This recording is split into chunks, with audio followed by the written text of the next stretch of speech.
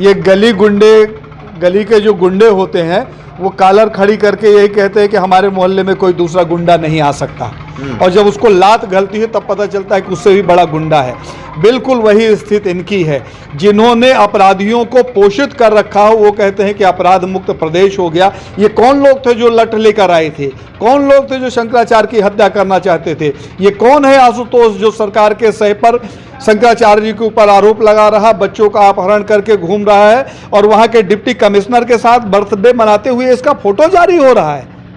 तो ये स्पष्ट नहीं हो रहा है कि ये सब सरकारी। साथियों नमस्कार, और आप देख रहे हैं कांडी बनारसी। कांडी बनारसी में आपका स्वागत है। प्रयागराज से लेकर बनारस तक हलचल मचा था। अब मामला लगातार तूल पकड़ता जा रहा है शंकराचार्य अवमुक्तेश्वरानंद जी को लेकर। हमारे साथ बातचीत करेंगे देवेंद्र जी हैं, और इनसे हम बात करेंगे कि जिस तरीके से शंकराचार्य के ऊपर तमाम आरोप लगाए जा रहे हैं उसको लेकर बातचीत करेंगे। ये बताइए कि जिस तरीके से प्रयागराज में जो घटना घटा उसके बाद से लगातार विभिन्न तरह के आरोप भी लगाए गए। अब ये मामला आ गया है कि FIR तक भी दर्ज हो चुका है। क्या कहेंगे इस पर? एक ऐसी वेश्या जिसने लाइसेंस लेकर वेश्यावृत्ति शुरू की हो और पूरा नगर जानता है कि ये वेश्या है, वो किसी पतिव्रता होने का सर्टिफिकेट दे, वैसी ही घटना आज यहाँ घटित हो रही है। एक ऐसा अपराधी जिसके ऊपर 20 से अधिक मुकदमे दर्ज हैं, जो हिस्ट्री सीटर रहा हो, जो इनामी रहा हो, जिसके ऊपर गैंग रेप के आरोप लगे हों, जो गौ तस्करी के मामले में घूस देता हुआ पकड़ा गया हो, ऐसा व्यक्ति जब शंकराचार्य जी के ऊपर आरोप लगाता है तो एक बात बड़ी स्पष्ट हो जाती है। संपूर्ण विश्व के सनातनी इस बात को समझते हैं कि एक सोची समझी साजिश है, ये षड्यंत्र है। और इस षड्यंत्र में मैं तो बार बार कहता हूं कि अगर इसकी माँ ने दूध पिलाया है आशुतोष की, तो जिस CD की बात करता है उसको सारा राष्ट्र देखना चाहता है। हमारी तरफ से अगर कोई आपत्ति नहीं तो उस CD को आज और अभी सार्वजनिक कर दे। तो ये सब कुछ सोचा समझा षड्यंत्र है। 1% भी सत्यता नहीं है। शंकराचार्य जी की स्पष्ट बाध्यता ही भारतीय जनता पार्टी की सरकार के लिए गले की हड्डी बनी हुई है, क्योंकि ये भगवा ओढ़कर भगवा को ही नष्ट और भ्रष्ट करने की दिशा में काम कर रहे थे। गाय की हत्या को रोकने की बात करते हैं शंकराचार्य, मंदिर मठों को बचाने की बात करते हैं। यही तो उनका अपराध है, और उसी अपराध का परिणाम है क्या शंकराचार्य जी को आरोपित किया जा रहा है।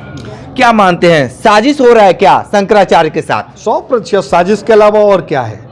एक चीज बताइए कि पुलिस हमें लेकर गई स्नान के लिए, हम अपने से तो रास्ता नहीं निर्धारित किए, पुलिस ही ले गई, पुलिस ही ले जाकर पुलिस के घेरे में हमें पहुंचा दी, और पुलिस ने ही हमारे साथ उदंडता की, पुलिस ने ही ब्रह्मचारियों की चोटी खींची, पुलिस ने ही दंडी सन्यासियों का दंड तोड़ने का प्रयास किया, पुलिस ने ही शंकराचार्य जी का छत्र तोड़ा, पुलिस ने ही शंकराचार्य जी को पालकी के नीचे उतारकर हत्या करने का प्रयास किया, पुलिस ने ही रात में 12 बजे रैकी करते हुए हमारे यहाँ नोटिस देने का काम किया। दूसरी नोटिस उन्होंने दूसरे दिन रात में 2 बजे दिया। पुलिस के ही लोग आए डंडा लेकर, उनके ऊपर कोई कार्रवाई नहीं हुई। जो योगी आई लव यू का नारा लगाते हुए शंकराचार्य जी के मंच तक। अच्छा, ये कौन थे लोग जो प्रयागराज में जिस तरह से घटना घटने के बाद योगी आई लव यू के नारे लगाए, योगी जी को लगातार जिस तरीके से बेबाकी से शंकराचार्य लगातार उनके ऊपर आरोप भी लगा रहे हैं?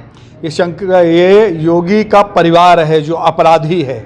वो कहते हैं ना कि हमारा कार्यकर्ता हमारा परिवार है, तो ये योगी का परिवार है जो योगी की तरह ही अपराधी है। योगी के अपराध इसलिए धुल गए कि वो मुख्यमंत्री हो गए, तो उनके जो 40 अपराध थे उसके ऊपर पर्दा पड़ गया, और ये नए नए अपराधी अभी बने हुए हैं। ऐसे अपराधियों को योगी सरकार पूरी तरीके से संरक्षण प्रदान करती है। लेकिन आप एक बात बताइए कि जिस तरीके से लगातार उत्तर प्रदेश सरकार दावा करती है कि हमारे शासनकाल में अपराधी है ही नहीं, लेकिन सीधे तौर पे आप जो कह रहे हैं कि यही लोग अपराधी हैं, तो ये इस बात में, इस तथ्य में कितना सच्चाई है? ये गली के जो गुंडे होते हैं वो कॉलर खड़ी करके यही कहते हैं कि हमारे मोहल्ले में कोई दूसरा गुंडा नहीं आ सकता, और जब उसको लात गलती है तब पता चलता है कि उससे भी बड़ा गुंडा है। बिल्कुल वही स्थिति इनकी है।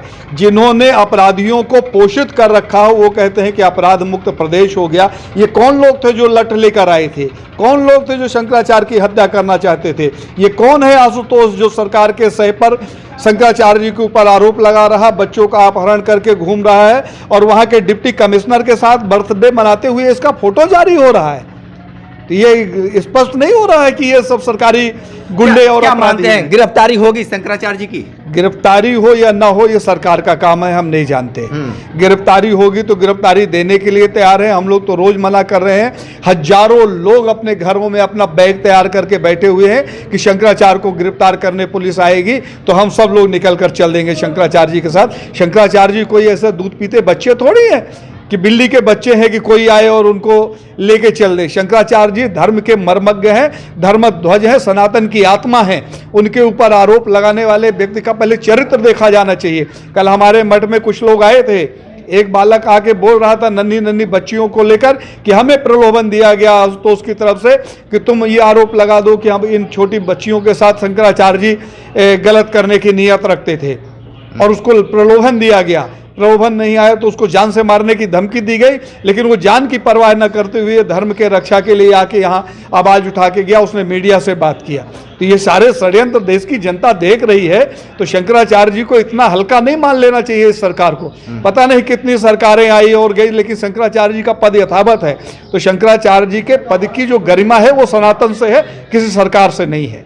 लेकिन एक बात बताइए, हिंदू हृदय सम्राट कहे जाने वाले योगी आदित्यनाथ लगातार ये कहते हैं कि हमारे शासनकाल में सब चीज बेहतर है, लेकिन जिस तरीके से जो आरोप लगाए जा रहे हैं वो उस पर आप क्या कहेंगे? बहुत बड़ा सवाल खड़े हो पा रहे हैं। योगी से बड़ा कायर और डरपोक व्यक्ति आज तक के इतिहास में नहीं हुआ। अभी हम इसका वीडियो देख रहे थे, सदन के अंदर, लोकसभा के अंदर रो रहा था, आंसू बहा रहा था कि आप कहें तो मैं सदस्य यहाँ का सदस्य हूं कि नहीं हूं, मेरी जान की सुरक्षा होगी कि नहीं है, मैं लोकसभा छोड़ के चला जाऊं। तो इतना कायर व्यक्ति, उसको हृदय सम्राट कह के हिंदुओं का अपमान करना है और हृदय का अपमान करना है। जिसके मन में ना हृदय हो और न हिंदुत्व की परिभाषा, वो हिंदू हृदय सम्राट कैसे हो सकता है? सोचने वाली बात। ठीक है, तो आप सुन रहे थे जिस तरीके से स्वामी अभिमुक्तेश्वरानंद पर जो सवाल खड़े हो रहे हैं, ये बात सामने आ गई है कि अगर पुलिस गिरफ्तार करती है तो हजारों के तादाद में लोग साथ होंगे। जिस तरीके से आज एक ऐलान भी तरीके के हो ही चुका है कि अगर पुलिस इस तरीके का कोई कार्रवाई करती है तो कहीं से न कहीं शंकराचार्य झुकने वाले नहीं है। ग्राउंड जीरो से रिपोर्ट कर रहे थे, तो हमारे साथ बने रहिए कांडी बनारसी के साथ। हमें दीजिए इजाजत, नमस्कार।